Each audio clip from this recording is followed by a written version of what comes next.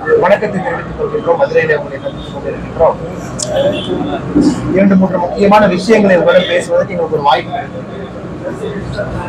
ஜனவரி 9ஆம் தேதியிலிருந்து நம்முடைய போக்குவரத்து துறையில் இருக்கக்கூடிய தொழிலாளர் சங்கங்கள் காலவரையற்ற போராட்டத்தை அறிவிச்சிருக்காங்க.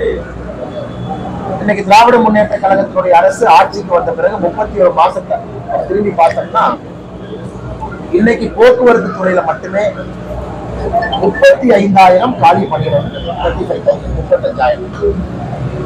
இன்னைக்கு போக்குவரத்து துறையுடைய சங்கங்கள் அறிவித்திருக்கக்கூடிய இந்த காலவரையற்ற போராட்டத்துல 6 அம்ச கோரிக்கையை வலியுறுத்திருக்கிறாங்க. அது முக்கியமான கோரிக்கை என்பது இந்த 35,000 காலி பணியிடங்கள் நிரப்பணும். இன்னைக்கு தமிழகத்துல அந்த சங்கங்கள் கொடுக்கக்கூடிய அறிக்கையை படிக்கும் பொழுது 6,000 பேருந்துகள் நிறுத்தப்பட்டு அது ரூட்ல ஓடல, ஸ்டாப் பண்ணிட்டாங்க. ஏன்னா ஆள் இல்ல, டிரைவர் இல்ல, கண்டக்டர் இல்ல. 6,000 பேருந்துகள் நிறுத்தப்பட்டிருக்கிறது. சென்னையில மட்டுமே 800 பேருந்துகள் வரை நிறுத்தப்பட்டிருக்கு. இதனால ஓடிட்டு இருந்த பேருந்து இன்னைக்கு 800 பேருந்து நிறுத்திக்கிறாங்க. அப்ப என்ன ஆகுதுன்னா காலி பணியிடங்களை நிரப்பல, பேருந்துகள் ரூட் குறைவா போகுது. அப்ப இருக்கக்கூடிய டிரைவரும் கண்டக்டரும் டபுள் ஷிஃப்ட் பண்றாங்க, அதிகமா வேலை செய்யறாங்க. இந்த கோரிக்கையில முழுமையா நியாயம் இருக்கு. அதிகமான வேலைப்பளு இருக்கக்கூடிய டிரைவர் கண்டக்டர் எல்லா தொழிலாளர்கள் மீது அதிகமா வேலைப்பளு வர ஆரம்பிச்சிருக்கு. பேருந்துகளுடைய ஓட்டம் குறைய ஆரம்பிச்சிருக்கு. குறிப்பா கிராமப்புறத்துக்கு செல்லக்கூடிய பேருந்து தான் ஃபர்ஸ்ட் நிறுத்தலாம். அதனால இந்த சூழல்ல இந்த போக்குவரத்து துறை அமைச்சர் திரு சிவசங்கர் அவர்கள் மீது ஏற்கனவே பல குற்றச்சாட்டுகளை பாரதிய ஜனதா கட்சி தொடர்ந்து சொல்லிட்டு வரோம். அவருடைய மனைவியினுடைய ஹாஸ்பிட்டல்ல வந்து பேருந்துக்கு பின்னாடி ஒட்டியதுல இருந்து, ரிஃப்ளெக்டிவ் ஸ்டிக்கர் ஸ்கேம்ல இருந்து, ஸ்பீடோமீட்டர் ஸ்பீடு கருவிகள் வாங்கியது தொடர்ந்து நம்ம சொல்றோம். இன்னைக்கு குறிப்பாக திமுக வந்த பிறகு போக்குவரத்து கழகங்கள் நிர்மூலமாக்கிட்டாங்க. அது எதுவுமே இல்லை, அது எல்லாம் எடுத்தாங்க. அது எந்த விதமான ரெவென்யூ சோர்ஸ் எடுத்தாச்சு. அவர்களுக்கு மாநில அரசு கொடுக்க வேண்டிய மானியத்தை கொடுக்கல. ஃப்ரீ பஸ் டிராவலுக்கு இவர்கள் கொடுக்கக்கூடிய மானியத்தையும் கரெக்ட் டைம் கொடுக்கல. இதனால் ஒரு பக்கம் போக்குவரத்து கழகத்தினுடைய கடன் சுமை அதிகமாயிருக்கு. வட்டி கட்ட ஆரம்பிச்சிட்டாங்க. இருக்கக்கூடிய ரெவென்யூ என்பது கட்டக்கூடிய வட்டிக்கு சரியா போகுது. நேரத்திற்கு சம்பளத்தை உயர்த்த முடியல, ஆட்களை புதுசா ஹையர் பண்ண முடியல. இந்த சூழல்ல இவர்கள் வந்து இந்த ஸ்ட்ரைக் அனௌன்ஸ் பண்ணிருக்காங்க. ஆனா உடனடியா மாநில அரசு தலையிடும். ஏன்னா ஒரு பக்கம் பாரதிய ஜனதா கட்சி நாங்க ஸ்ட்ரைக்கு ஆதரவுன்னு சொன்னா கூட ஸ்ட்ரைக் நடந்தா என்ன ஆகும் யோசிப்பாங்க. பொங்கலுக்கு எல்லாம் ஊருக்கு போகணும். லட்சக்கணக்கான மக்கள் தமிழகத்துல எல்லா இடத்திலும் குறிப்பா நகர் பகுதியிலிருந்து கிராமத்தை நோக்கி போவாங்க. இந்த நேரத்துல காலவரையற்ற ஸ்ட்ரைக் நடந்ததுன்னா அவர்களுக்கு என்ன ஆகும்? எப்படி மக்கள் ஒரு இடத்துல இருந்து இன்னொரு இடத்துக்கு செல்ல முடியும்? ஏற்கனவே ஆம்னி பஸ் ஸ்ட்ரைக் நான் பார்த்தோம், தீபாவளி சமயத்துல அது பார்த்தோம். இப்ப ரேட் நார்மலா இன்க்ரீஸ் ஆகும், அதுவும் பார்ப்போம்.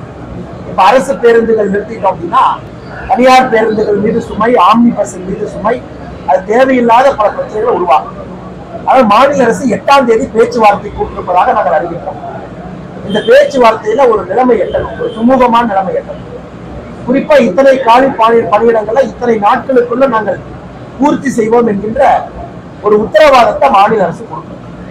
இப்ப 6 அம்ச கோரிக்கையில நியாயமான கோரிக்கைகள் எல்லாம் இருக்கு, அதையெல்லாம் பரிசீலனை பண்ணணும். ஏன்னா இன்னைக்கு நமக்கு தெரியும், புதிய பென்ஷன் திட்டத்திலிருந்து பழைய பென்ஷன் திட்டம். இதற்கு முன்பு இருந்த நிதியமைச்சர் திரு பிடிஆர் அவர்களே நிதியமைச்சராக இருந்த பொழுது ஓல்டு பென்ஷன் ஸ்கீம், பழைய பென்ஷன் திட்டத்திற்கு செல்ல முடியாது, சாத்தியக்கூறுகள் இல்லை அப்படின்னு. ஆனா திமுக தான் தேவையில்லாத எதிர்பார்ப்ப அவருடைய தேர்தல் அறிக்கை மூலமாக நியூ பென்ஷன் ஸ்கீம் ஷிஃப்ட் ஆகும்னு ஒரு தேவையில்லாத எதிர்பார்ப்பை கிரியேட் பண்ணி இவ்வளவு பிரச்சனை நடக்குது. இது எல்லாம் கூட அந்த 8ஆம் தேதி நடக்கக்கூடிய பேச்சுவார்த்தையில சுமூகமான தீர்வு. இரண்டாவது மதுரை சம்பந்தப்பட்ட பிரச்சனை. இன்னைக்கு ஜல்லிக்கட்டுக்காக ஒரு திடல் கட்டியிருக்காங்க. அது வந்து சம்பந்தமே இல்லாம ஜல்லிக்கட்டு நடக்கக்கூடிய மெயினா நடக்கக்கூடிய அலங்காநல்லூர் பஞ்சாயத்துக்கு இல்லாம, காலமேடு பஞ்சாயத்துக்கு இல்லாம கீழக்கரை என்கின்ற கிராமத்துல கட்டி வச்சிருக்காங்க. இன்னைக்கு ஒரு பக்கம் ஜல்லிக்கட்டு விளையாடக்கூடிய வீரர்கள், ஜல்லிக்கட்டு மாடு வைத்திருக்கக்கூடிய நம்முடைய சகோதர சகோதரிகள் அந்த மைதானத்துக்கு செல்வதற்கு தயாரா இல்லை, அவங்க போக மாட்டேங்கிறாங்க. இன்னொரு பக்கம் ஜல்லிக்கட்டை தடை செய்வதற்கே காரணமாகிறது திமுக அரசு. திமுகவும் காங்கிரஸ் தான் ஜல்லிக்கட்டு தடை செய்வதற்கு காரணமா இருக்காங்க. எந்த கண்ணைக்கு அதுக்கு மைதானத்திற்கு கலைஞர் ஜல்லிக்கட்டு மைதானம் பேர் வச்சா எப்படிங்கிற ஏற்றுக்க முடியும்? ஜல்லிக்கட்டு தடை செய்வதற்கே காரணமாக இருந்த திராவிட முன்னேற்ற கழகமும் காங்கிரசும் அதன் பிறகு ஜல்லிக்கட்டை கொண்டு வந்தது நம்முடைய பாரத பிரதமர் நரேந்திர மோடி. இன்னைக்கு அந்த மைதானத்திற்கு யார் காரணமாக இருந்தாங்களோ அவங்க பேரை வைக்கிறோம். இதை பாரதிய ஜனதா கட்சி வன்மையா கண்டிக்கிறோம். இதை பொதுமக்களும் கூட பேச ஆரம்பிச்சிட்டாங்க. பொதுமக்களும் ஏற்றுக்கொள்ளவில்லை. அந்த பெயர் கலைஞர் அவர்கள் பேர் தான் வெப்பன்னு சொல்றதை முதல்ல கைவிடும். எல்லாத்துக்கும் போய் திரும்ப திரும்ப அந்த 3 பேர்களுடைய பெயரை தமிழ்நாட்டில் எங்கிருந்தாலும் போயிருக்கிறாங்க. அடுத்து இதே மாதிரி போச்சுன்னா ஒரு சட்டமே போட்டுருவாங்க. எந்த குழந்தை பிறந்தாலும் கலைஞர் தான் பேர் வைப்போம், எந்த குழந்தை பிறந்தாலும் அண்ணாதுரை என்ன பேர் வைப்போம் மட்டும்தான் திமுக செய்யும். இதையும் நாங்கள் மாநில அரசு கிட்ட கேட்கிறோம், கைவிடுங்க.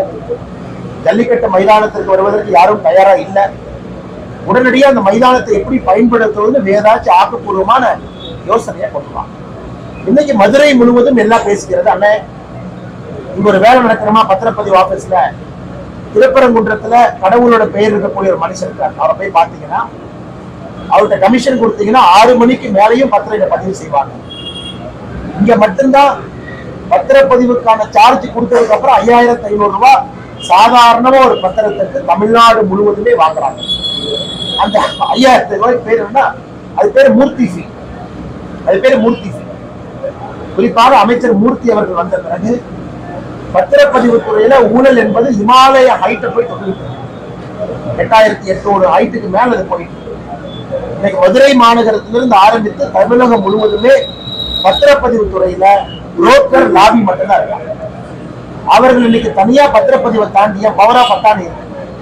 பவர் ஆஃப் அட்டானி இலவசமாக செய்யக்கூடிய வேலையை கூட இன்னைக்கு 5500 கொடு, ஒரு ஏக்கருக்கு இவ்வளவு கொடு, அப்படி பதிய வச்சு லட்சக்கணக்கான ரூபாயை தினமும் கூட கோடிக்கணக்கான ரூபாயை கொண்டாடிக்கிறாங்க. அதெல்லாம் சாயந்தரம் அந்த ஊருக்கு ஒரு புரோக்கர் இருக்கான். அவங்க பிரிச்சு அதிகாரிகளுக்கு எவ்வளவு போகணும், அமைச்சர்களுக்கு எவ்வளவு போகணும் அப்படிங்கிறது அந்தந்த ஊர்ல ஒரு புரோக்கர். மதுரையை பொறுத்தவரை திருப்பரங்குன்றத்துல அந்த புரோக்கர் உட்கார்ந்து இருக்காங்க. கடவுளுடைய பெயர் இருக்கக்கூடிய அந்த புரோக்கர். அதனால் அமைச்சர் மூர்த்தி அவர்கள் இன்னைக்கு பத்திரப்பதிவு துறையை பொறுத்தவரை அது மிக மோசமாக, அது பண வசூல் செய்யக்கூடிய துறையாக பார்த்து வச்சிருக்காங்க. இது பாரதிய ஜனதா கட்சி வருகின்ற காலத்துல எல்லா இடத்திலும் போராட்டத்தை கையில் எடுக்க போறோம். குறிப்பாக பத்திரப்பதிவுத்துறை அலுவலகங்களுக்கு வெளியே நாங்கள் போராடித்தான் இந்த சிஸ்டத்திலிருந்து திரும்ப மாற்ற வேண்டும் என்ற நிலைமையில் வந்தால் அதற்கு பாரதிய ஜனதா கட்சி நாங்கள் போராடுவதற்கு தயாராக இருக்கிறோம், தயாராகிறோம். இது மதுரை சார்ந்த நன்மையில பத்திரப்பதிவுத்துறை தமிழ்நாடு முழுவதுமே புரோக்கர்களுடைய கையில் இருக்கு, அதிகாரிகள் கையில எங்கேயுமே இல்லை. டிவிஎஸ்சி எங்கெங்கயோ போறாங்க, யாரையோ பிடிக்கிறாங்க. ஒரு பத்திரப்பதிவு துறையில போய் அதிகாரிகளை ரைடு பண்ணா டெய்லி சாயந்தரம் 5 மணிக்கு போனா கட்டுக்கட்டா பணம் கிடைக்கும். 5 மணிக்கு முன்னாடி போகும். டெய்லி வசூல் பண்ணக்கூடிய ஒரு பத்திரத்திற்கு குறைந்தபட்சம் 5500 ரூபாய் மூர்த்தி ஃபீ. அதெடுத்து கணக்கு போட்டாவே தமிழ்நாட்டுடைய கடன் ஒரு பக்கம் 8,23,000 கோடி சொல்லணும். இன்னைக்கு இந்தியாவிலே அதிகமாக கடன் வாங்கிய மாநிலமா தமிழகம். இவங்க இன்னைக்கு போய் பத்திரப்பதிவுத்துறை அதிகாரிகள் அந்த ஆபீஸ்ல ரைடு பண்ணாதே, இந்த புரோக்கர்கள் வீட்டுல ரைடு பண்ணாதே தமிழ்நாட்டினுடைய கடனை, பெரும்பான்மையான கடனை அடைக்க ஆரம்பிச்சாங்க.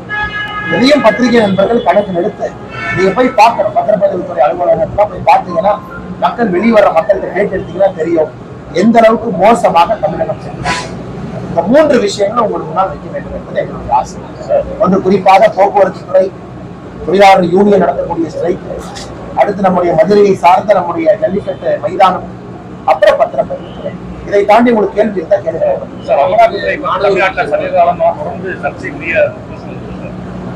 பாஜக நிர்வாகி சொல்லிட்டு ஐடி வந்தாங்க சொல்லி ஒரு நோட்டீஸ் கொடுத்தாங்கன்னு சொல்லி டாக்டர் கிருஷ்ணசாமியே கம்ப்ளைண்ட் பண்ணியிருக்காரு. நீங்க புரிஞ்சுக்கிறதே, அதாவது அமலாக்கத்துறையினுடைய பங்கனிங் தெரியாம ஒருத்தவங்க பேசினாங்கன்னா என்ன பதில் சொல்றது? சேலத்தை இதை பத்தி பேசிட்டு சேலம் மாவட்டத்துல 3 பாரதிய ஜனதா கட்சி 3 மாவட்டமா ஒரு மாவட்டத்துக்கும் 12 செயலாளர் இருக்காங்க. 12 சேலத்துல மட்டுமே 36 மாவட்ட செயலாளர். தமிழ்நாடு முழுவதுமே 750 பேர் மாவட்ட செயலாளர். அதாவது ஒரு மாவட்ட செயலாளர். அவரு என்னை வந்து பார்த்தார். அவர் படிச்சது 10வது. அவருக்கு அமலாக்கத்துறை ஸ்பெல்லிங் கூட எனக்கு தெரியாது, என்போர்ஸ்மெண்ட் டைரக்டரேட் ஸ்பெல்லிங் கூட எனக்கு தெரியாது. அவர் எப்படி அமலாக்கத்துறையை கூப்பிட்டு ரைட் நடத்துறாங்கன்னு நம்ம ஏற்கனவே சொல்லியிருக்கு. அந்த எந்த விவசாயிகள் மீது அமலாக்கத்துறை நோட்டீஸ் கொடுத்திருக்காங்களோ அதுக்கான predicate offence wild life act. Wild life ஆக்ட்ல ஒரு காலத்துல காட்டெருமை ஹண்டிங் நடக்கும். அது இவங்க 2 பேரும் அக்யூஸ்டா இருக்காங்க. அதன் பிறகு வனத்துறை அமலாக்கத்துறைக்கு கடிதம் எழுதியிருக்காங்க. குறிப்பா இந்த ஹவாலா டிரான்சாக்சன் நடந்திருக்கா உங்களுக்கு தெரியும். என்ஃபோர்ஸ்மெண்ட் டைரக்டரேட்டுக்கு வைல்ட் லைஃப் ஆக்டினுடைய ப்ரெடிகேட் அஃபென்ஸை எடுத்து என்கொயரி பண்றதுக்கான ஜூரிஸ்டிக்ஷன் இருக்கு. மணி லாண்டரிங்ல வைல்ட் லைஃப் ஆக்ட் இருக்கு, ஜூரிஸ்டிக்ஷன் இருக்கு. அதன் அடிப்படையில் வனத்துறை எடுத்த நடவடிக்கை அடிப்படையில் அமலாக்கத்துறை ஒரு நோட்டீஸ் கொடுத்தாங்க. அந்த நோட்டீஸை பத்தி நம்ம கிரிட்டிசைஸ் பண்ணோம். அண்ணே இந்த நோட்டீஸ்ல ஜாதி பேரை போட்டாங்க, அது நாங்களும் சொல்ற போடக்கூடாது. நோட்டீஸை கிரிட்டிசைஸ் பண்ணோம், நோட்டீஸுடைய முறையை கிரிட்டிசைஸ் பண்ணோம். ஆனா அமலாக்கத்துறை என்ன சொல்றாங்க, எங்களுக்கு கொடுத்த எஃப்ஐஆர்லயே ஜாதி பேர், எஃப்ஐஆர் காலத்திலேயே அவங்களுடைய ஜாதி பேரை மென்ஷன் பண்ணி கொடுத்திருந்தாங்க. அதனால அமலாக்கத்துறை அதிகாரிகள் கொடுத்திருக்கலாம். நான் யூகிக்கிறேன், அமலாக்கத்துறை அதிகாரிகளுக்கு அப்படி பேசுறேன். அதனால பாரதிய ஜனதா கட்சிக்கு என்ன சம்பந்தம்? உண்மையாலுமே இந்த கேள்வி தமிழ்நாட்டில் வனத்துறை அதிகாரிகளை கேட்கணும். நீங்க அவங்க மேல வைல்ட் லைஃப் ஆக்ட்ல கேஸ் போட்டீங்களா இல்லையா? நீங்க பிரெடிகேட் அஃபென்ஸ் அமலாக்கத்துறைக்கு அனுப்பிச்சீங்களா இல்லையா? அமலாக்கத்துறைக்கு எப்படி ஒரு wild life act case Attur சட்டமன்ற தொகுதிக்குள்ள 2 விவசாய பெருமக்கள் இருக்கக்கூடிய நிலத்தில் நடந்திருக்கு, அமலாக்கத்துறைக்கு எப்படி தெரியணும்? இதை மாநில அரசு கிளாரிஃபை பண்ணட்டும். மாநில அரசோ வனத்துறை அதிகாரிகளோ கிளாரிஃபை பண்ணட்டும். நாங்க அமலாக்கத்துறைக்கு கடிதமே எழுதல, அல்லது நாங்கள் எழுதிய கடிதத்துல அட்டாச் பண்ண எஃப்ஐஆர்ல ஜாதி பேர் இருந்துச்சா இல்லையான்னு அவங்க சொல்லுங்க. இது சம்பந்தமே இல்லாம அழகா எல்கேஜி குழந்தைக்கு நான் சொல்றது போய் யாரு கடிதம் எழுதுறான்னு சொல்றேன். வனத்துறை கடிதம் எழுதியிருக்காங்க, வைல்ட் லைஃப் ஆக்ட பத்தி சொல்றேன், மணி லாண்டரிங்க பத்தி பேசுறேன். அதை வச்சு அமலாக்கத்துறை நோட்டீஸ் நோட்டீஸ் என்ன கேட்டாங்க? Bank account details, Aadhaar details, அவங்க பணத்துக்கு அவங்க வங்கி கணக்குக்கு பணம் எங்கிருந்து வந்திருக்கு பார்த்து அவர்கள் குற்றம் இல்லைன்னா நோட்டீஸ் திரும்ப முடிச்சுக்க போறாங்க. அன்னைக்கே நாங்க சொல்லிடுவோம், அவங்க குற்றம் செய்யல, அவங்க மணி லாண்டரிங்ல இன்வால்வ் ஆகல, அவர்களுக்கு இதுக்கும் சம்பந்தம் இல்லை. அதுக்கப்புறம் அமலாக்கத்துறை ஹராஸ் பண்றாங்க, நீ ஹராஸ் சொன்னா நாங்களே களத்துக்கு வரோம்னு சொல்லிடுவோம்.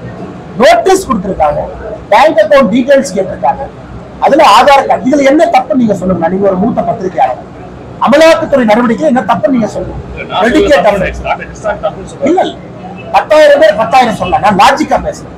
நாளைக்கு ரோட்ல போறவருக்கு அண்ணாமலை சரியில்லைன்னு சொல்றேன். அண்ணாமலை சரியில்லை, ஏன் சரியில்லைன்னு சொல்லணும்? அரசியல்வாதிகள் அமலாக்கத்துறை நடவடிக்கை சரியில்லை, எந்த பாயிண்ட் சரியில்லை கிளிப்பின்னு சொல்ற மாதிரி சொல்றேன். எஃப்ஐஆர் எங்க, வைல்ட் லைஃப் ஆக்ட் எங்க, இவங்க மேல எஃப்ஐஆர் போட்டிருக்காங்க லைசன் ஹண்டிங்க்கு. வைல்ட் லைஃப் ஆக்ட்ல போட்ட கேஸுக்கு வனத்துறையை அமலாக்கத்துறைக்கு இன்ஃபர்மேஷன் அனுப்புறாங்க. அதுக்கப்புறம் அமலாக்கத்துறை நோட்டீஸ் கொடுக்குறாங்க. அதுல வனத்துறை அனுப்பிய கேஸ்ல ஜாதி பேர் குறிப்பிட்டிருக்கு, அவங்க அதை மென்ஷன் பண்ணிருக்காங்க. இவ்வளவு விஷயங்கள் நான் சொல்றேன். அமலாக்கத்துறை ஃபாலோ பண்ணது ஒரு ப்ராசஸ். இப்ப விவசாய பெருமக்கள் பேங்க் அக்கௌண்ட் கொடுத்துட்டாங்க, ஆதார் அட்டையை கொடுத்துட்டாங்க, அதுல சஸ்பிஷியஸா எந்த டிரான்சாக்சன் இல்ல. அதன் பிறகு அமலாக்கத்துறை நடவடிக்கை எடுக்கிற மாதிரி நாங்க களத்துக்கு வரோம். இதுல சம்பந்தமே இல்லாம எப்படி ஒரு பாரதிய ஜனதா கட்சியுடைய மாவட்ட அளவுல 12 செயலாளர்கள் ஒருவரை எப்படி லிங்க் பண்ணி பேச முடியும்? நீங்களே சொல்லுங்க. சொல்றேன், நீங்க இருக்கிறவங்க சொல்லணும்ல, ஒருவரை பட்சமா அண்ணா பேசக்கூடாது. ஒரு நிமிஷம். 2014-16 பாஜக தனியா நினைச்சு, 14 தனியா நினைச்சு, அப்ப நம்ம கூட இருந்த தலைவர்கள் யாருக்கு இல்லைங்க சொல்லுங்க. இருக்கிற தலைவர்கள் பேரை நீங்க சொல்ல முடியும். எத்தனையோ பேர் வர்றாங்க, பிரதமரை சந்திக்கிறாங்க, ஓபிஎஸ் அண்ணா வர்றாங்க சந்திக்கிறாங்க, எத்தனையோ தலைவர்கள் லைன் அப்ல நிக்கிறாங்க. ஒரு நிமிஷம் இருக்காரு இல்லைன்னு நான் சொல்றேன். அது ஏற்கனவே தொடர்ந்து சொல்றேன். இது விதண்டாவாதம் கிடையாது. அதே கேள்வி திரும்பி நான் கேட்பேன். நீங்க ஒருத்தர் போயிட்டாங்கிறீங்க, உள்ள இருக்கிறவங்க பேரை ஏன் சொல்ல மாட்டேங்கன்னா, நீங்க ஒரு விஷயம் புரிஞ்சுக்கணும். மோடிங்கிற மனிதனுக்கு தான் ஓட்டு. Very clear. 2024 பாராளுமன்ற தேர்தல் மோடிக்கான தேர்தல். வேற யாரையும் தமிழகத்துல பிரதமரா வந்து நிறுத்தினா மக்கள் சிரிப்பாங்க. நீங்க தமிழகத்துல பிரதமர் வேட்பாளர் சொல்லுங்க பார்க்கலாம். ஆனா இந்த கட்சி தலைவர் இருக்காரு, பிரதமர், மக்கள் சிரிக்கிறாங்களே நான் சொல்றேன். நீங்க மோடி அவர்கள் பிரதமர் வேட்பாளர் என்டிஏ நாங்க சொல்லிட்டோம், என்டிஏ சொல்லிட்டோம். நீங்க ப்ரொபோஸ் பண்ணுங்க, ஒரு ஜேர்னலிஸ்டாவோ அல்லது ஒரு அரசியல் கட்சி தலைவர்கள் வந்து, இல்லனே எங்க தலைவர் மோடி விட சூப்பர், எங்க தலைவர் தான் பிரதம மந்திரி வேட்பாளர் தமிழ்நாட்டில் ஏதாச்சும் அரசியல் கட்சி சொன்னா மக்கள் சிரிக்கிறாங்களே நான் பெற்று வைக்கிறேன். பிரதமருக்கான தகுதி இருக்கு. இன்னைக்கு மோடி அவர்களுக்கு முழு தகுதி ப்ரூவ் பண்ணிருக்காங்க. இது பல எலெக்ஷன் மாதிரி. 2024 தேர்தல் மோடிக்கான தேர்தல், மோடி அவர்களுக்கான வாக்கு. அதுக்கு எண் மக்கள் யாத்திரையா ஒரு சாட்சி. சேலத்துல கூட்டத்தை வந்து பாருங்க, நாங்க போன தொகுதியில கூட்டத்தை வந்து பாருங்க, தமிழ்நாடு முழுவதுமே பாருங்க, சில தலைவர்களுடைய ஹோம் கிரவுண்ட்ல போய் பாருங்க. எதற்குனா மோடிக்காக மக்கள் வர்றாங்க. யாரையும் குறைச்சு சொல்றேன். நான் மோடி அவர்களை உயர்த்தி சொல்றதுக்காக வேற யாரையும் குறைச்சி சொல்றேன். இந்த எலெக்ஷன்ல யாரெல்லாம் மோடி அவர்களை ஏத்துக்கிறாங்களோ யார் வந்தாலும் எங்களோட வரும். ஆனா மோடி அவர்களை ஏத்துக்க வெரி கிளியர். மோடி அவர்கள் பிரதம மந்திரியாக 2020 அப்புறம் செகண்ட் கூட்டணி பெருசா இருந்தா தான் ஜெயிக்கிறோம். 2024 ப்ரூவ் பண்ணோம். பெருசா இருக்கிற திமுக கூட்டணி மிக மோசமான ஒரு தோல்வி. கூட்டணியினுடைய நம்பர் முக்கியம். இதேதான் அண்ணாதுரை அவர்கள் பாராளுமன்றத்தில் சொன்னார். அண்ணாதுரை அவர்கள் சொன்னார், காக்கா அதிகமா இருக்கிறதுக்காக ஏன் காக்காவை தேசிய பறவையா சொல்லுங்க? காக்கா அதிகமா இருக்கு. நீங்க சொல்ல கூட்டணி கட்சிகள் அந்த பக்கம் 5 இருக்கு, அந்த பக்கம் 10 இருக்கு, அந்த பக்கம் 12 இருக்கு. காக்கா தான் அதிகமா இருக்கு. காக்கா மேல பெரிய மரியாதை. ஆனா காக்காவை ஏன் தேசிய பறவையா சொல்லாம மயிலையா சொல்லலாம்? நம்பர்ஸ் முக்கியம் கிடையாது, இம்பாக்ட் முக்கியம். 2024 பாராளுமன்ற தேர்தலை பொறுத்தவரை நிறைய பேருக்கு புரிஞ்சிருச்சு, அவர்களுடைய அரசியல் கட்சிகளுடைய காலம் முடிய போகுது. இந்தியா முழுவதும் என்டிஏ கூட்டணி, இந்தி கூட்டணி பாத்தீங்கன்னா ஒரு பக்கம் சுயநலவாதிகள் கூடாது. இந்தி கூட்டணியை பொறுத்தவரை அவங்க செல்ஃப் சென்டர். என்டிஏவை பொறுத்தவரை வருகின்ற எல்லா ஓட்டும் மோடி என்கின்ற மனிதனுக்காக வரக்கூடிய. அவங்க வந்து வேண்டாம்னு சொல்ல முடியுமா? நீங்க மோடி ஏத்துக்கு வரீங்க, வேண்டாம்னு சொல்றதுக்கு எனக்கு என்ன உரிமை இருக்கு? உங்களுக்கு மோடி எப்படி? நீங்க வேற கட்சியில் இருக்கீங்க, நீங்க வந்தீங்கன்னா எப்படி நான் வேண்டாம்னு சொல்றதுக்கு எனக்கு என்ன உரிமை இருக்கு? மோடி அவர்களே அவங்களும் ஏத்துக்கிறாங்க. எப்படி எனக்கு மோடி வேண்டும் என்று நினைக்கிறார்களோ இன்னொரு கட்சியை மோடி வேண்டும் நினைக்கிறாங்க. இதுல பேசே வந்து மோடி ஏத்துக்கணும். மோடி அவர்கள் இந்தியாவுடைய அற்புதமான தலைவராக இன்னும் 5 ஆண்டுகள். நான் வேண்டாம்னு சொல்றதுக்கு எனக்கு என்ன உரிமை இருக்கு? மோடி அவர்களை ஏற்றுக்கொண்டு தேர்தல் பக்கத்துல வர வர இன்னும் பல கட்சிகள், பல தலைவர்கள் நீங்க பார்க்கத்தான் போறீங்க. மதுரையில் நான் கூட பேசத்தான் போறேன். கூட்டணியை பற்றி இப்ப பேச வேண்டிய அவசியம் இல்லை. காரணம், கூட்டணியை பற்றி பேச வேண்டிய நேரம் தேர்தல் நேரம். எனக்கு திமுக கூட்டணி இருக்கு, என்ன இருக்காது, அந்த கட்சிக்கு என்ன டிஃபரன்ஸ் இருக்கு? உதாரணத்துக்கு கம்யூனிஸ்ட் கட்சிக்கார சொல்றான், கம்யூனிஸ்ட் கட்சி பொன்முடி அவர்கள் மீது உயர்நீதிமன்றத்தில் தீர்ப்பு வந்த பிறகு கம்யூனிஸ்ட் கட்சி தலைவர் சொல்றாரு, நீதிபதி மேல கொஞ்சம் சந்தேகம். இந்த மாதிரி கம்யூனிஸ்ட் கட்சி வாழ்க்கையில பார்க்க அண்ணன் திருமாவளவன் சொல்றாரு, சமூக நீதி போராடுறது, ஊழல் பேசுறது, நீதிபதி மேல சந்தேகம். இது ஒரு கூட்டணியான பேசாம அந்த கட்சியை திமுக பண்ணிட்டு போறாங்க. தனித்தனி கட்சியை தயவு செஞ்சு பிரிச்சு பார்க்காது.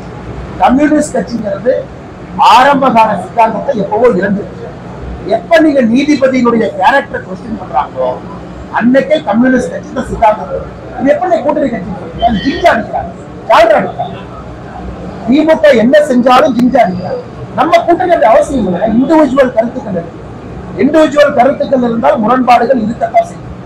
அதாவது கூட்டணியினுடைய நேச்சர், ஷேப், ஃபார்மேஷன் அது எப்படி இருக்கும் என்பது தேர்தல் பக்கத்துல வரும்போது நம்ம பேசுவதெல்லாம். நமக்கு பார்லிமெண்டரி போர்டு இருக்கு, அவங்க அதிகாரப்பூர்வமா அறிவிப்பாங்க எப்படி இருக்கு நம்ம ஸ்ட்ரக்சர், எப்படி நம்முடைய கூட்டணியுடைய தன்மை இருக்கு. நேரம் வரும்போது இப்ப நீங்க தயவு செஞ்சு திமுக கூட்டணியை பாஜகவோட கம்பேர் பண்ணாங்க. நீதிபதியினுடைய இன்டெகிரிட்டியை கொஸ்டின் பண்றவங்க இருக்காங்க. இதே திருமாவளவன் அவர்கள் இதற்கு முன்னாடி திமுக ஊழலை பத்தி பேசுறீங்க, இதே கம்யூனிஸ்ட் வேற காலகட்டத்தில் ஊழலை பத்தி பேசுறீங்க. ஆனா இன்னைக்கு ஒரு ஊழல்வாதியின் மீது நடவடிக்கை எடுத்தா நீதிபதி கூட்டணி. இந்த கூட்டணியோட எப்படி நீங்க பிஜேபியை கம்பேர் பண்ணுவீங்க? கூட்டணியாவே பார்க்கல. அவங்க எல்லாம் ஒன்னா சேர்ந்து திமுகவுக்கு ஜால்ரா அடிக்கிறாங்க. பாஜக பலம் பெற்றுச்சு நான் பார்க்கிறேன். நான் வந்து அப்படியே கூட்டணியில பாஜக இருந்துச்சுன்னு முக்கியம் கிடையாது. நான் முதல்ல இருந்து தெளிவா சொல்றேன், பாஜக பலமா இருக்கு, அதுக்குதான் நான் இங்க இருக்கு. கூட்டணியை பலப்படுத்துறதுக்கு நான் இங்க இருக்கு. அதான் ரொம்ப தெளிவா இருக்கு. 2024 கூட்டணியோ மோடி அவர்களை ஆதரிச்சு யார் வர்றாங்களோ எல்லாம் வர்றாங்க. அண்ணாமலை கூட்டணி நான் எந்த கூட்டணி தலைவரை போய் நான் பார்த்திருக்கேன்? நான் எந்த பெரிய கூட்டணி தலைவர் வீட்டுக்கு போய் சால் போட்டிருக்கேன், பொக்கே கொடுத்திருக்கேன்? நான் பண்ணி பார்த்திருக்கீங்களா? நான் வந்து பார்த்திருக்கீங்களா? இல்ல டெய்லி போய் திமுக பண்ற மாதிரி அண்ணன் சூப்பர், அண்ணன் நீங்க மலர் தொழில், அண்ணன் நீங்க சூப்பர், அதெல்லாம் பண்ணலாம். எங்களுக்கு ஆதரவு வேணுமா போய் கேட்டு, அவங்களுக்கு ஆதரவு வேணுமா அவங்க வந்து கேட்டு, அப்படிதான் நடந்திருக்கு. நான் போய் இவங்க மாதிரி இந்த பிறந்த நாள் விழா போய் மாலை போடுறோம், இவங்களுக்கு போய் வீட்டுக்கு பண்ண மாட்டோம், தேவையில்லை. என்னுடைய வேலை, எங்களுடைய வேலை பாரதிய ஜனதா கட்சியை வலிமைப்படுத்தும். மற்ற கூட்டணி கட்சிகள் யார் இருக்காங்களோ பிரதமர் அவர்களை ஏற்றுக்கொண்டு எங்களோட இருக்காங்க. பரஸ்பரமான நட்பு. ஆனா இன்னொரு கட்சியை பலப்படுத்துறது பாரதிய ஜனதா கட்சியா கூட்டணி இருக்கு. அது நோக்கம் கிடையாது, என் நோக்கம் கிடையாது. இது ரொம்ப தெளிவா இருக்கு. என்னுடைய மெஷர், என்னுடைய ஸ்டாண்டர்ட் அண்ணாமலையான கூட்டணியை பலப்படுத்தணும், அது என் வேலை கிடையாது. அந்த டெல்லியில் இருக்கிற தலைவர்கள் ஏன் வேலை பாரதிய ஜனதா கட்சியை பலப்படுத்துவது. அந்த வேலையை வெற்றிகரமாக நான் செய்கின்றேன் என்று நம்புகிறேன். 8,76,000 கோடி ரூபாய் நம்ம கணக்கு கொடுத்துருக்கோம். குறிப்பா 9 ஆண்டுகளாக நம்முடைய திட்டங்கள் செக்டார் வைஸ் நம்ம கொடுத்திருக்கக்கூடிய பணம், ஏர்போர்ட்ல இருந்து, போர்ட்ல இருந்து, ரோடுல இருந்து, ஹெல்த் செக்டர் சுகாதாரத்திலிருந்து, கல்வியிலிருந்து நாம் கொடுத்திருக்கக்கூடிய பணம் 10,76,000 கோடி ரூபாய் தாண்டிட்டு. இன்னைக்கு நிதி அமைச்சர் அவர்கள் சென்னையில 2 நாட்களுக்கு ஒரு பட்டியல் கொடுத்தாங்க. குறிப்பாக டைரக்ட் டாக்ஸேஷன், இன்டைரக்ட் டாக்ஸ் விட்டுறதுல டைரக்ட் டாக்ஸேஷன்ல இன்கம் டாக்ஸ், கார்பரேட் டாக்ஸ், இதனுடைய அடிப்படையில தமிழகம் எவ்வளவு பணம் கொடுத்திருக்கு? நாம் 6,23,000 கோடி. எவ்வளவு பணம் திரும்பி வந்திருக்கு? 6,90,000 கோடிக்கு மேல. அப்புறம் ஜிஎஸ்டியை பொறுத்தவரை உங்களுக்கு தெரியும், 50% மாநில அரசு, மத்திய அரசினுடைய 50%த்துல 42% அந்த 50, அப்புறம் 21 ரூபா 100 ரூபாய்க்கு மறுபடியும் மாநில அரசுக்கு வருது. அப்ப 71 ரூபா ஜிஎஸ்டில மறுபடியும் மாநில அரசுக்கு வருது, 29 ரூபா மத்திய அரசு கையில நடத்தப்படுகிறது. அதற்கு என்ன செய்திருக்கின்றோம் நம்ம பேசணும். இன்னைக்கு திமுக காரன் சொல்லட்டும், கொங்கு பகுதி கொடுத்த டாக்ஸுக்கு கொங்கு பகுதிக்கு என்ன பண்ணிருக்காங்க, மதுரை பகுதி கொடுத்த டாக்ஸுக்கு மதுரை பகுதிக்கு என்ன பண்ணிருக்காங்க. அந்த டாக்ஸ் கொடுக்குறோம்ல, நாம கணக்கு கொடுக்குறோம்ல. கொங்கு பகுதி தமிழ்நாட்டுல 60% டாக்ஸ், மதுரை பகுதி நீங்க டாக்ஸ் நிறைய கொடுக்குறீங்க, மதுரைக்கு என்ன பண்ணிட்டாங்க. இந்த எப்படி நாம தமிழகம்னு பேசுறோமோ, முதலமைச்சர் அவர்கள் Kongu, Cholamandalam, south Tamil Nadu, central, delta பேசணுமல்ல, கடலோர பகுதி பேசணுமல்ல. சென்னை, காஞ்சிபுரம், செங்கல்பட்டு, கோயம்புத்தூர் 4 மாவட்டங்கள் தமிழகத்துல 32 விழுக்காடு உற்பத்தி திறன் கொடுக்குறாங்க. அந்த மாவட்டத்துக்கு என்ன பண்ணிருக்கீங்க? இந்த கேள்வி நான் கேட்க ஆரம்பிச்சா முதல்வர் எங்க போய் மூஞ்சியை மறைச்சுக்குவார். உங்க பகுதியில் ஒரு தண்டை, நானும் தமிழ்நாட்டு குடிமகன், 60% டாக்ஸ் நாங்க கொடுக்கறோன்னு, உங்க பகுதிக்கு ஒரு கோயம்புத்தூர் ஏர்போர்ட் எக்ஸ்பாண்ட் பண்ண முடியல, அதுக்கு நிலத்தை உங்களால கொடுக்க முடியலன்னு கேட்டா முதலமைச்சர் மூஞ்சி எங்க போய் வச்சுக்குவார். தமிழகங்கிறது மெட்ராஸ் டெவலப்மெண்ட் மட்டும் இல்லை, சவுத் தமிழ்நாடு வளரும், சவுத் தமிழ்நாடு தொழிற்சாலை. இதை தங்கம் தென்னரசு அவர்கள் பதில் சொல்லணும். தமிழ்நாட்டுல ஒரு மாவட்டத்துல எவ்வளவு டாக்ஸ் வந்துச்சு, அக்ரிகேட் எவ்வளவு வந்துச்சு, அதே கேள்வியை நான் கேட்கிறேன். கோயம்புத்தூர் எவ்வளவு கொடுத்துச்சு, திருப்பூர் எவ்வளவு கொடுத்துச்சு, விருதுநகர் எவ்வளவு கொடுத்துச்சு, மதுரை எவ்வளவு கொடுத்துச்சு, சென்னை எவ்வளவு கொடுத்துச்சு, திரும்ப அந்த மாவட்டத்துக்கு எவ்வளவு கொடுத்து, அதேதான் நாங்க சொல்றோம். அப்ப நீங்க வளர்ச்சி அடையாத மாவட்டத்துக்கு அதிகமா கொடுத்த நீங்க கணக்கு சொன்னா, வளர்ச்சி அடையாத மாநிலத்திற்கும் மத்திய அரசு கொடுக்கணும். இதுக்கு சவாலான தங்கம் தென்னரசு அவர்களோ முதலமைச்சர் இதுக்கு சவாலான தமிழ்நாட்டினுடைய நிதி பகிர்வு முறையா போயிருக்காங்க. கோயம்புத்தூருக்கு முறையா கொடுத்திருக்கீங்களா, மதுரைக்கு முறையா கொடுத்திருக்கீங்களா, தூத்துக்குடி கொடுத்திருக்கீங்களா, விருதுநகர் கொடுத்திருக்கீங்களா? நிர்மலா சீதாராமன் எப்படி இந்திய பேரரசுல ஒரு தனி மாநிலம் நம்முடைய மாநிலத்துக்கு கணக்கு கொடுத்தாங்களோ, நீங்க மாவட்ட வாரியா கணக்கு, மாவட்ட வாரியா கொடு. நகைகள் நான் இருக்கல, அந்தந்த மாவட்ட டாக்ஸ் கட்டுறாங்க, கஷ்டப்பட்டு உழைக்கிறாங்க, அந்த மாவட்டத்துக்கு போகணுமல்ல. இதான் தமிழ்நாட்டு பேசவே பேசாது திமுக. எங்களை பொறுத்தவரை மாவட்டத்தில் யாரு டாக்ஸ் கொடுத்தாங்களோ மாவட்டத்துக்கும் திட்டம் போகணும். எந்த மாவட்டம் டாக்ஸ் கொடுக்கறதுக்கு தடுமாறுறாங்க அவர்களுடைய உற்பத்தி திறனை அதிகம் முயற்சி. புதுக்கோட்டையிலயோ அரியலூர்லயோ பிறந்திருந்தா நான் கேட்பேன், ஏன்னா 50 வருஷமா எங்க ஊர் கடைசியா இதான் திராவிட மாடல், 50 வருஷமா 0.8 நான் இருக்கணும். இதெல்லாம் பல இடத்துல யாத்திரையில பேசுறேன், கவனிச்சீங்களான்னு. தமிழ்நாட்டில் இருக்கக்கூடிய சில மாவட்டங்கள் பீகாரை விட மோசமா இருக்கு. இதுதான் திராவிட மாடலா? அதாவது வளர்ச்சி என்பது எல்லா பக்கமும் போகணும். வளர்ச்சிங்கிறது கான்சென்ட்ரேட் பண்ணி பெருநகரத்துல வச்சிருக்கீங்க. ஆனா தங்கத்தை எப்படி நாங்க மத்திய அரசு நம்முடைய தமிழகத்திற்கு இவ்வளவு நிதி பகிர்வு, கேரளாக்கள் சொன்ன மாதிரி நீங்க மாவட்ட வாரியா கொடுங்க, நாங்க பார்க்கணும். மாவட்ட வாரியா கொடுங்க, எவ்வளவு கனெக்ஷன் ஆகுது. ப்ரொஃபசர் ஐயா நம்ம நிறைய அந்த விஷயங்கள்லாம் ஸ்டடி பண்ணிருக்காரு. 25 ஆண்டுகள் வாழ்க்கை இதுக்காக அர்ப்பணிச்சிருக்காரு. கொங்கு பகுதி, சோழமண்டலம், மத்திய பகுதி, சென்னை எல்லாம் நிறைய பேப்பர் போட்டிருக்காரு. இதுல எக்ஸ்பர்ட்டே இவருதான். அதை சொல்லணும், அதை மறைச்சிட்டு நீ மத்திய அரசு இவ்வளவு கொடுத்துச்சு, யூபி கொடுத்த, நீ பீகார் கொடுத்த, நீ ராஜஸ்தான கொடுத்த, அதுக்குத்தான் நிர்மலா சீதாராமன் அவர்கள் ஒரு பதிலே சொல்லியிருக்கிறாங்க. ஆனால் நான் கேட்கிறேன், தங்கம் தென்னரசு அவர்கள் இதை சொல்லுங்க. நாங்கள் எந்த இடத்துக்கும் எதிரானவர்கள் கிடையாது. நிறைய கொடுத்தவங்களுக்கு நிறைய கொடுங்க, குறைவா கொடுத்தவங்களுக்கு நிறைய கொடுத்ததுக்கான உற்பத்தி திறனை அதிகப்படுத்துக்குன்னு தான் கேட்கணும். தொடர்ந்து 0.8 அரியலூர் இருக்கு, எப்படி ஏத்துக்க முடியும்? திருவாரூர் 1.1 இருக்கு. இன்னைக்கு குளோபல் இன்வெஸ்டர்ஸ் மீட் நடக்கும் ஜனவரி 7-8. முதலமைச்சர் சொல்றாங்க 5.5 லட்சம் கோடி பணம் வரப்போம். துபாய்க்கு போன 6000 கோடி இன்னும் வரல, 1.5 வருஷம் ஆச்சு, இன்னும் 6000 கோடி வரல. குளோபல் கம்பெனி 1000 கோடி ரூபாய் இன்னும் வரல. சிங்கப்பூர் போயிட்டு வந்தீங்க, ஜப்பான் போயிட்டு வந்தீங்க, பணம் வந்துச்சா? அதனால எலெக்ஷனுக்கு முன்னாடி டிராமா, ஒரு இன்வெஸ்டர்ஸ் மீட்னு போட்டு தமிழ்நாட்டுல எந்த தொழிலதிபர்ல இப்ப வேலை செய்யறாங்களோ அவங்களை கூப்பிட்டு மிரட்டி, நீ ஒரு 10,000 கோடி கையெழுத்து போடு, நீ ஒரு 50,000 கோடி. ஆனா ரியலைசேஷன் முக்கியம். இதற்கு முன்னாடி தமிழகத்தில் நடந்த இன்வெஸ்டர்ஸ் மீட்ல எவ்வளவு கையெழுத்தாச்சு, எவ்வளவு பணம் வந்துச்சு, அந்த கணக்கு முதல்ல கொடுங்க. திமுக ஆட்சிக்கு வந்த பிறகு எவ்வளவு சொன்னீங்க, எவ்வளவு வந்திருக்கு. நாளைக்கு இன்வெஸ்டர்ஸ் மீட் பியூஷ் கோயல் அவங்க வர்றாங்க, மத்திய அரசு எல்லா சலுகையும் கொடுக்கும். பியூஷ் கோயல் அவர்கள் 2 நாள் சென்னையிலேயே தங்குறாங்க, இந்த ட்ரேட் ஏரியா. மத்திய அரசு என்ன வேணுமோ தமிழகத்துக்கு கொடுக்க தயாரா இருக்கிறாங்க.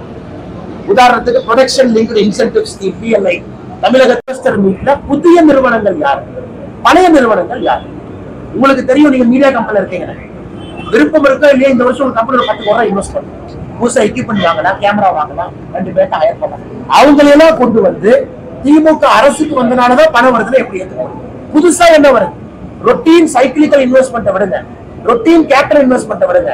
புதுசா தமிழகத்துக்கு யாரை கூட்டிட்டு வர்றீங்க அப்படிங்கிறதையும் தமிழக அரசு கிளாரிஃபை பண்ணாதான் நம்முடைய நிதி சுமையும் வளர்ச்சியும் எப்படி இருக்குங்கிற ஐடியா நமக்கு. எய்ம்ஸை பொறுத்த வரைக்கும் நிலம் கொடுத்ததுல தாமதம், எய்ம்ஸை பொறுத்த வரைக்கும் ஜிக்கால இருந்து பணம் வருது, அது கோவிட்ல 2 வருஷம் ஸ்டாப் ஆச்சு. இன்னைக்கு எய்ம்ஸுக்கு வந்து அதிகாரப்பூர்வமாக எப்ப வேலை முடியும் என்று சொல்லியிருக்கோம், அதுக்கான டேட் அனௌன்ஸ் பண்ணிருக்கோம். டெண்டரை வந்து ஓபன் பண்ணியாச்சு, அதற்கான வேலைகள் போர்க்கால அடிப்படையில மதுரையில நடக்கும். அதே இது திமுக கேட்கிறேன், நான் செங்கல் தூக்குறேன். ஒரு ஊர்ல திமுக சொன்ன வெட்டரி காலேஜ் எங்க போச்சு, திமுக சொன்ன கிருஷ்ணகிரி சிப்காட் எங்க போச்சு, இதெல்லாம் திமுக போன ஆட்சியில் நாங்க செய்வோம்னு சொன்னாலும் இப்ப எங்க போச்சு? அதே கேட்கிறேன். தமிழ்நாட்டுக்கு இவ்வளவு கொடுக்குறேன்னு சொன்ன திமுக ஏன் இதெல்லாம் செய்யல? ஏன் மாதிரி வெட்டரி காலேஜ் கொடுக்கல? ஏன் சிப்காட் கிருஷ்ணகிரிக்கு வரல? நான் ஊரா நானும் செங்கல் தூக்கி சுத்துறேன். ஏன்னா திமுக அந்தந்த ஊருக்கு கொடுத்த வாக்குறுதி, அதையும் திமுக செய்யல. நாங்க இன்னைக்கு டேட் சொல்லிருக்கோம், திமுக டேட் சொல்லிட்டோம். மதுரை வெட்டரி காலேஜ் சொன்னாங்களா? டேட் சொல்லுங்க. அதேதான் நான் கேட்கிறேன் தலைவா.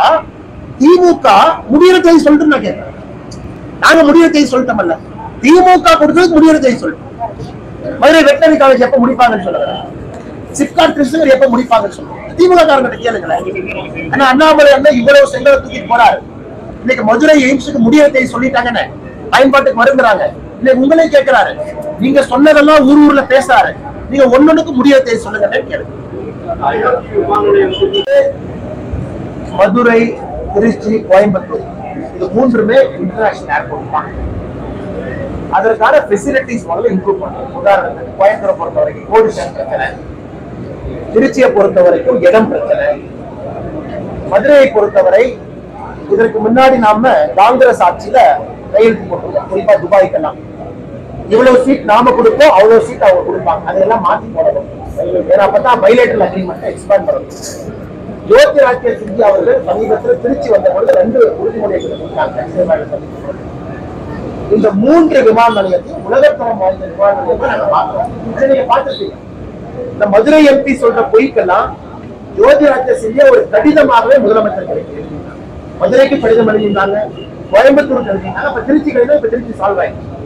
ஒரு விமான நிலையத்துக்கும் மத்திய அரசுக்கு என்ன பிரச்சனை இருக்கு, லேண்ட் அக்விசிஷனே நடக்காம இருக்கு, அதெல்லாம் நீங்க செஞ்சு கொடுக்கணும்னு இருக்கு. தூத்துக்குடியில நாம் தான் முதலாக ஏர்பஸ் லேண்டிங் ஃபெசிலிட்டி கொண்டு வரணும். ஃளைட் லேண்டிங் ஃபெசிலிட்டி தூத்துக்குடி விமான நிலையம் வேலையாகிறது. அது 2024 மத்தியில தூத்துக்குடி விமான நிலையம் மக்கள் பயன்பாட்டுக்கு வந்தா சவுத் தமிழ்நாடுக்குள்ள லிங்க் ஆகும். ஆனா உங்களுக்கு தெரியும், நம்ம ஆட்சிக்கு வந்த பொழுது 73 விமான நிலையம், இன்னைக்கு நம்ம டபுள் பண்ணிருக்கோம், 151 வரும்.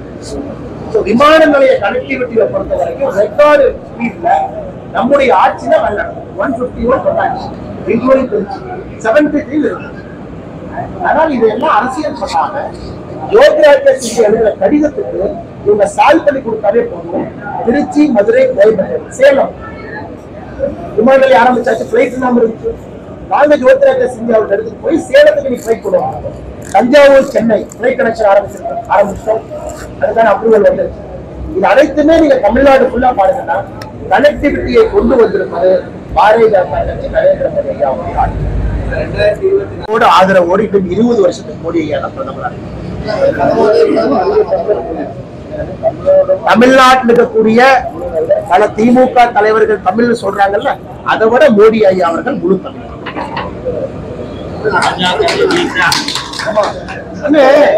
மோடி அவர்கள் தமிழன்னு சொன்னா தமிழ்நாட்டில் பிறந்திருக்க வேண்டிய அவசியம் கிடையாது. தமிழ் உணர்வும் தமிழ் பாசமும் யாருக்கு இருக்கோ அவங்களும் தமிழர் தான். இன்னைக்கு ஓங்கோல்ல இருந்து வந்தவங்க எல்லாம் தமிழர்னு சொல்றாங்க. ஏன் குஜராத்ல பிறந்த ஒருத்தர் தமிழ் பற்றோடு ஏன் தமிழர்னு சொல்லக்கூடாது? திமுக அமைச்சரவையில 35 அமைச்சரை பாருங்க, எத்தனை பேருடைய பூர்வீகம் தமிழ்நாடு? நீங்க சொல்ற அதே பவுண்டரியில எடுத்து 35 அமைச்சர்கள்ல எத்தனை பேருடைய பூர்வீகம் தமிழ்நாடு? எத்தனை பேர் வீட்டுல தமிழ் மொழி பேசுறாங்க திமுக அமைச்சர்கள்? அதுக்குள்ள போன விரும்பல. அதுக்குள்ள போன தமிழக அரசியலே மாற்றி புரட்டி போட்டு வேற டாபிக் போகணும். அதனால நான் சொல்றேன், உங்களுக்கு தெரியுமே, எல்லாத்துக்கும் தெரியும். நான் சொல்வது ஓங்கோலிருந்து வந்து தமிழ்நாட்டுக்காரன் நீங்க ஏமாத்திட்டு இருக்காங்க. குஜராத்திலே பிறந்த மோடி அவர்கள் தமிழ் பெருமையும் கலாச்சாரம் பேசுற ஒரு தமிழர் கிடையாது. கண்டிப்பா தமிழர், என்ன மாற்றுக்கிறது? டெல்டாக்காரன் சொல்றாங்க. டெல்டாக்காரன் என்று சொல்வதை விட மோடி அவர்கள் நீ டெல்டாக்காரன், அவ்வளவு வேலை செஞ்சிருக்க. அவ்வளவு வேலை செஞ்சு நாங்க டெல்டா பகுதியில் ஒரு புள்ளி விவரமே கொடுத்தோம். திமுக 31 மாசத்துல என்ன பண்ணிருக்கு, மோடி ஐயா 9 வருஷத்துல என்ன பண்ணிருக்காங்க. அப்ப நீங்க சொல்லுங்க, உண்மையான டெல்டாக்காரர் யாரு? மக்களே சொன்னாங்க உண்மையான டெல்டாக்காரர் மோடி. இன்னைக்கு இந்தியன் ரெக்கார்டு வந்து CR பாட்டீல் தான். குஜராத்தினுடைய பிஜேபி தலைவர் தான் கின்னஸ் ரெக்கார்ட்ல அதிக வாக்கு வித்தியாசத்துல ஜெயிச்சவரா இருக்காங்க. அந்த ரெக்கார்டை மோடி ஐயா தமிழ்நாட்டு மக்களுடைய அன்போடு பிரேக் பண்ணுவாங்க. 39 சீட்ல எங்க மோடி நின்னாலும் CR பாட்டீல் குஜராத்ல செய்த சாதனையை மோடி ஐயா அந்த அளவுக்கு தமிழ்நாட்டு மக்கள் தயாரா இருக்காங்க. ஆனா மோடிஜி போட்டி போடுவாரா? மக்கள் தயாரா இருக்காங்க, கட்சி நம்ம தயாரா இருக்காங்க. ஆனா 19th எங்களுக்கு அபிஷியலா எதுவும் தெரியாதுங்க, அபிஷியலா தெரியாதுங்க. ஆனா உங்களுக்கு தெரியும், மோடி அவர்கள் இதுவரை எல்லா கேலோ இந்தியா போட்டிக்கும் போயிருக்காங்க. அதையும் நான் சொல்லியிருக்கேன். பத்திரிகை நண்பர்கள், நீங்க சீனியர் இருக்கீங்க, உங்களுக்கு தெரியாது இல்ல, இதுவரை எல்லா கேலோ இந்தியா போட்டிக்கும் மோடி போயிருக்காரு. ஆனா மோடி அவர்கள் 19ஆம் தேதி வருவதை பற்றி அதிகாரப்பூர்வமான கருத்து எங்கிட்ட இல்ல. வந்தோடனே நாங்க சொல்றோம்.